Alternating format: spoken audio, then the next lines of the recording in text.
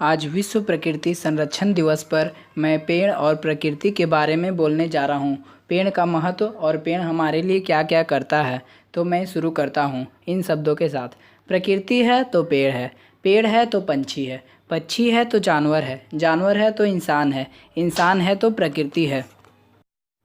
पेड़ का महत्व। पहला, तापमान नियंत्रित करता है और CO2 कम करता है। यह पेड़ किसी इलाके का तापमान 1 से 5 डिग्री तक कम कर सकते हैं।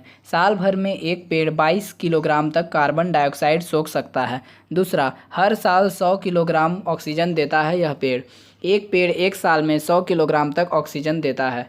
एक व्यक्ति को साल भर में 740 ग्राम ऑक्सीजन की ज़रूरत होती है। तीसरा, बारिश करवाता है, ग्राउंड वाटर बढ़ाता है। यह एक पेड़ की मदद से सालाना 3500 लीटर पानी बरस सकता है। हर पेड़ करीब 3700 लीटर पानी रोककर ज़मीन में पहुंचता है। इससे ग्राउंड वाटर बढ़ता है। चौथा महत्वपूर्ण बात, हवा फिल्टर करने में मदद करता है और फेफड़ों को बचाता है। एक पेड़ 6% तक स्मॉग, धुआं और फॉग कम करता है। पूर्ण विकसित पेड़ प्रदूषित हवा से 108 किलोग्राम तक छोटे कण और गैस सोख सकता है। पाँचवां, पानी स्टोर करता है, शहरों में बाढ़ रोकता है। पानी स्टोर करता है, वातावरण में पानी बनाए रखता है। इससे सूखे की आशंका कम होती है। शहरों में 530 लीटर पानी की नालियों में जाने से रोककर बाढ़ से बचाता है। इसलिए हमें पेड़ लगाना चाहिए। और शांति और बचत के साथ सुकून भी देता है। घर के आसपास सही जगह पेड़ लगाने पर AC की ज़रूरत 30% कम होती है। इससे 20 से 50% बिजली बच सकती है। अंदर आने वाला शोर 50% तक कम कर सकता है।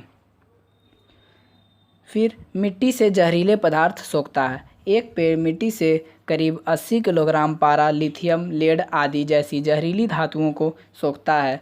इससे मिट्टी ज़्यादा उर्वरक और खेती लायक बनती है।